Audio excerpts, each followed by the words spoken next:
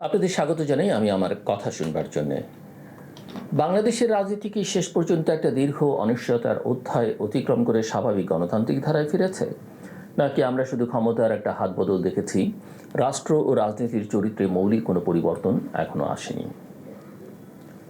আজকের আলোচনায় আমরা ফিরে দেখব শেখ হাসিনার পতনের পর বাংলাদেশের উত্তাল রাজনৈতিক যাত্রা, মোহাম্মদ ইউনূসের নেতৃত্বাধীন অন্তর্বর্তী সরকারের ভূমিকা, ছাত্র আন্দোলনের রাজনৈতিক রূপান্তর, আওয়ামী লীগের ভবিষ্যৎ, বিএনপির ক্ষমতায় প্রত্যাবর্তন, জামায়াতের উত্থান এবং সংস্কারের প্রতিশ্রুতিগুলো বাস্তবে কতটা টিকে আছে। 2024 সালের জুলাই অগস্টের ছাত্র জনতার আন্দোলন বাংলাদেশের রাজনৈতিক ইতিহাসে একটি বড় বাঁক তৈরি করেছিল। সরকারি চাকরিতে কোটা ব্যবস্থার সংস্কারের দাবিতে শুরু হওয়া আন্দোলন দ্রুত রাষ্ট্রীয় দমনপীড়ন, রাজনৈতিক কর্তৃত্ববাদ এবং গণতান্ত্রিক অধিকারহীনতার বিরুদ্ধে বৃহত্তর গণ অভ্যুত্থানের রূপ নেয়। আন্দোলনের মুখে 5 অগস্ট শেখ হাসিনা ক্ষমতা ছেড়ে ভারতে চলে যান। 3 দিন পর 8 অগস্ট নোবেল বিজয়ী অধ্যাপক মোহাম্মদ ইউনূসের নেতৃত্বে অন্তর্বর্তী সরকার দায়িত্ব গ্রহণ করে।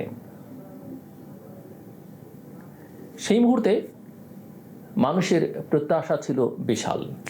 কেউ চেয়েছিলেন দ্রুত নির্বাচন, কেউ চেয়েছিলেন রাষ্ট্রের কাঠামোগত সংস্কার, আবার কেউ মনে করেছিলেন আগের ব্যবস্থার বিচার ও জবাবদিহি নিশ্চিত না করে নির্বাচন আয়োজন করলে পুরনো রাজনীতি নতুন নামে ফিরে আসবে।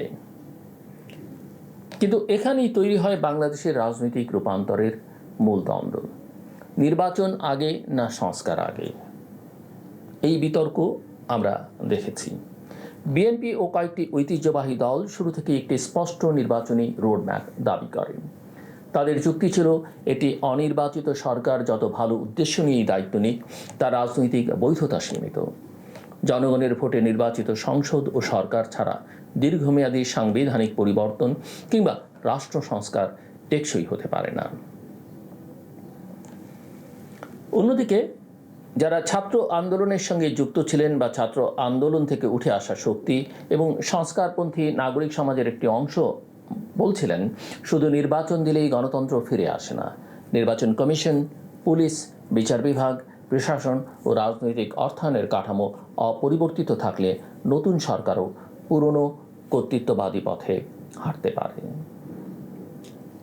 এই টানাপোড়েন থেকেই জাতীয় ঐকমত্য কমিশন, সংস্কার কমিশন এবং রাজনৈতিক দলগুলোর ধারাবাহিক সংলাপ শুরু হয়। আলোচনায় প্রধানমন্ত্রীর মেয়াদ সর্বোচ্চ 10 বছরে সীমাবদ্ধ করা, স্বাধীন পুলিশ কমিশন গঠন, সাংবিধানিক প্রতিষ্ঠানের নিয়োগ প্রক্রিয়া পরিবর্তন এবং ক্ষমতার ভারসাম্য প্রতিষ্ঠার মতো প্রস্তাব সামনে আসে। রাজনৈতিক দলগুলোর মধ্যে প্রধানমন্ত্রীর মোট মেয়াদ 10 বছরে সীমিত রাখা এবং একটি স্বাধীন পুলিশ কমিশন গঠনের বিষয়ে নীতিগত ঐকমত্য হয়েছিল।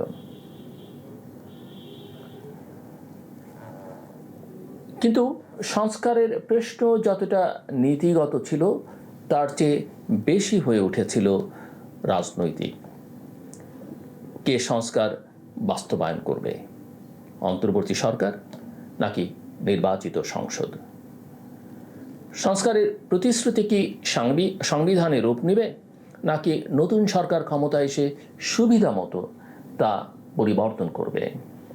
এই প্রশ্ন বা এই বিতর্কগুলো বেশ কয়েক মাস ধরে চলেছে এবং তার খানিকটা রেশ এখনো পর্যন্ত অব্যাহত আছে। এই প্রশ্নগুলোর একটা রাজনৈতিক সমাধান খোঁজা হয় জাতীয় নির্বাচন ও গণভোট একই দিনে আয়োজনের মাধ্যমে। 2026 সালের 12 ফেব্রুয়ারি সংসদ নির্বাচন এবং জুলাই সনদ সংশ্লিষ্ট সংস্কার প্রশ্নে গণভোট অনুষ্ঠিত হয়। একই দিনে দুটো গুরুত্বপূর্ণ ভোট আয়োজন নিয়ে আগে থেকেই উদ্বেগ ছিল, বিতর্ক ছিল। সমালোচকরা বলছিলেন, এতে ভোটারদের কাছে জটিল সাংবিধানিক বিষয় যথেষ্ট স্পষ্টভাবে পৌঁছবে না। সমর্থকদের যুক্তি ছিল, সংস্কারের প্রশ্নে সরাসরি জনগণের রায় মেনে নেয়ার এটি সবচেয়ে কার্যকর উপায়। নির্বাচনের ফল বাংলাদেশের নতুন রাজনৈতিক মানচিত্র স্পষ্ট করে দেয়। বিএনপি বড় সংখ্যাগরিষ্ঠতা পেয়ে সরকার গঠন করে, জামায়াত ইসলামী দ্বিতীয় বৃহত্তম শক্তি হিসেবে আবির্ভূত হয়। আর ছাত্র আন্দোলনের রাজনৈতিক উত্তরাধিকার বহনের দাবি নিয়ে গঠিত এনসিপি সংসদে প্রবেশ করলেও প্রত্যাশিত বড় সাফল্য পায়নি। এই ফলাফলের একটা তাৎপর্য হলো, রাজপথে জনপ্রিয়তা এবং নির্বাচনী রাজনীতিতে সাংগঠনিক শক্তি এক বিষয় নয়। আন্দোলন মানুষকে জাগাতে পারে, সরকার পতন ঘটাতে পারে, রাজনৈতিক ভাষা বদলে দিতে পারে, কিন্তু নির্বাচনের সাফল্যের জন্য প্রয়োজন স্থানীয় সংগঠন, প্রার্থী, অর্থ, নির্বাচনী ব্যবস্থাপনা এবং দীর্ঘমেয়াদী জনসংযোগ। ছাত্র আন্দোলনের সামনে তাই এখন বড় প্রশ্ন, তারা কি একটি স্বতন্ত্র গণতান্ত্রিক রাজনৈতিক ধারা তৈরি করতে পারবে, নাকি বড় রাজনৈতিক ও আদর্শিক জোটের ভেতরে ধীরে ধীরে নিজেদের স্বাতন্ত্র্য হারাবে? আওয়ামী লীগের প্রশ্নটিও বাংলাদেশের রাজনীতিতে অমীমাংসিত হয়ে গেছে। 2025 সালের মে মাসে অন্তর্বর্তী সরকার সন্ত্রাসবিরোধী আইনের অধীনে দলটির কার্যক্রম নিষিদ্ধ করে এবং নির্বাচন কমিশন দলটির নিবন্ধন স্থগিত করে। ফলে আওয়ামী লীগ 2026 সালের নির্বাচনে অংশ নিতে পারেনি। সরকারের বক্তব্য ছিল জুলাই আগস্টের হত্যাকাণ্ড ও মানবাধিকার লঙ্ঘনের বিচার শেষ না হওয়া পর্যন্ত দলটির কার্যক্রম বন্ধ রাখা প্রয়োজন। কিন্তু গণতান্ত্রিক দৃষ্টিকোণ থেকে এখানে একটি কঠিন প্রশ্ন আছে। অপরাধীর বিচার অবশ্যই হতে হবে। যারা হত্যাকাণ্ড, গুম, নির্যাতন কিংবা রাষ্ট্রীয় দমনপীড়নের সঙ্গে জড়িত, তাদের দলীয় পরিচয় নির্বিশেষে জবাবদিহির আওতায় আনতে হবে।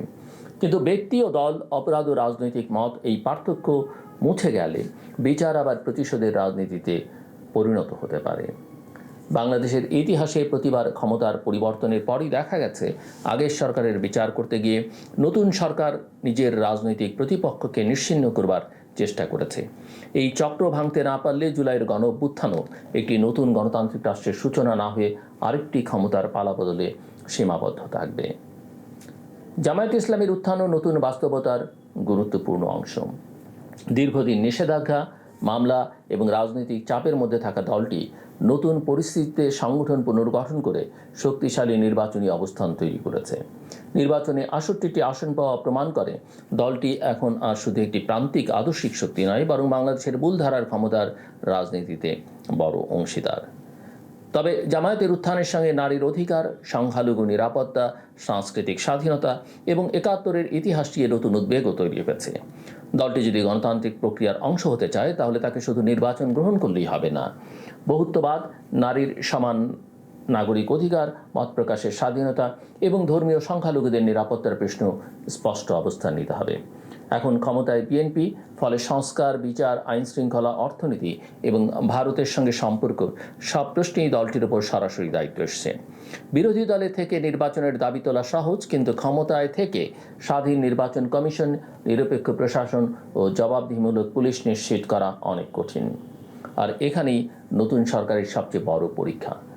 তারা কি এমন প্রতিষ্ঠান গড়ে তুলবে যেগুলো ভবিষ্যতে তাদের নিজেদের ক্ষমতাকেও সীমিত করতে পারে, নাকি সংস্কারের ভাষা ব্যবহার করেও প্রশাসন, পুলিশ ও বিচার ব্যবস্থাকে দলীয় নিয়ন্ত্রণে রাখবে? জুলাইয়ের আন্দোলনে গুম, গোপন বন্দিশালা এবং বিচার বহির্ভূত দমনপীড়নের অবসানের দাবি ছিল অত্যন্ত গুরুত্বপূর্ণ। কিন্তু 2026 সালের জুলাইয়ে একটি নতুন কথিত গুমের ঘটনা নিয়ে আদালতের তদন্ত নির্দেশ এবং মানবাধিকার সংস্থার উদ্বেগ দেখিয়ে দিয়েছে, শুধু সরকার পরিবর্তন করলেই পুরনো রাষ্ট্রীয় প্রবণতা বিলুপ্ত হয় না। একইভাবে সংবাদ মাধ্যমের স্বাধীনতা, সাংবাদিকদের বিরুদ্ধে মামলা, রাজনৈতিক প্রতিপক্ষের গ্রেপ্তার এবং জনতার চাপের মুখে প্রশাসনিক সিদ্ধান্ত, এসব প্রশ্নেও নতুন সরকারকে আগের শাসনের তুলনায় ভিন্ন মানদণ্ড প্রতিষ্ঠা করতে হবে। আন্তর্জাতিক ক্ষেত্রেও বাংলাদেশকে একটি সূক্ষ্ম ভারসাম্য রক্ষা করতে হচ্ছে। শেখ হাসিনার ভারতে অবস্থান, অভিযুক্ত সাবেক কর্মকর্তাদের প্রত্যর্পণ, সীমান্ত হত্যা, পানি বন্টন এবং বাণিজ্য সব মিলিয়ে ভারতের সঙ্গে সম্পর্ক জটিল। অন্যদিকে যুক্তরাষ্ট্র, ইউরোপীয় ইউনিয়ন ও অন্যান্য পশ্চিমা অংশীদার নির্বাচন, শ্রম অধিকার, মানবাধিকার এবং বহুত্ববাদের প্রশ্নে বাংলাদেশের উপর নজর রাখছে। চীনও অবকাঠামো, বিনিয়োগ এবং কৌশলগত সহযোগিতার গুরুত্বপূর্ণ অংশীদার। বাংলাদেশের জন্য মূল চ্যালেঞ্জ হল অভ্যন্তরীণ রাজনৈতিক বৈধতার সংকট যেন পররাষ্ট্রনীতিকে অতিরিক্ত নির্ভরশীল না করে। কোনো বিদেশি শক্তির সমর্থনের বদলে দেশের রাজনৈতিক ভবিষ্যৎ নির্ধারণের অধিকার জনগণের হাতেই থাকতে হবে। শেষ পর্যন্ত প্রশ্নটা শুধু কে ক্ষমতায়, বিএনপি, আওয়ামী লীগ, জামায়াত না নতুন কোনো শক্তি, সেটি নয়। মূল প্রশ্ন হলো ক্ষমতায় যেই থাকুক তাকে নিয়ন্ত্রণ করবে কে? সংবিধান, সংসদ, আদালত, স্বাধীন নির্বাচন কমিশন, মুক্ত সংবাদ মাধ্যম এবং সচেতন নাগরিক সমাজ, এসব প্রতিষ্ঠান যদি কার্যকর না হয়, তাহলে গণতন্ত্র আবারও একজন নেতা কিংবা একটি দলের সদিচ্ছার উপর নির্ভরশীল হয়ে পড়বে।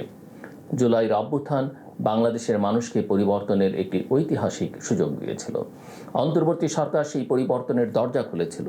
নির্বাচন ক্ষমতা জনগণের প্রতিনিধিদের কাছে ফিরিয়ে দিয়েছে, কিন্তু গণতান্ত্রিক রূপান্তর এখনও শেষ হয়নি, বরং আসল পরীক্ষা শুরু হয়েছে এখন। নতুন সরকার কি জুলাইয়ের চেতনাকে প্রাতিষ্ঠানিক রূপ দেবে, নাকি সংখ্যাগরিষ্ঠতার শক্তিতে আবারও কেন্দ্রীভূত শাসনের পথে হাঁটবে? বিরোধীরা কি দায়িত্বশীল রাজনৈতিক শক্তি হবে, নাকি শুধু রাজপথের সংঘাতে ফিরে যাবে? আর নাগরিকেরা কি শুধু নির্বাচনের দিন ভোট দিয়েই দায়িত্ব শেষ করবেন, নাকি প্রতিদিন রাষ্ট্রের কাছে জবাবদিহি চাইবেন?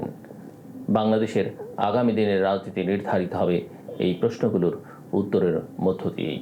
আমার কথা শুনবার জন্য আপনাদের অসংখ্য ধন্যবাদ। আপনাদের সবার জন্য শুভকামনা।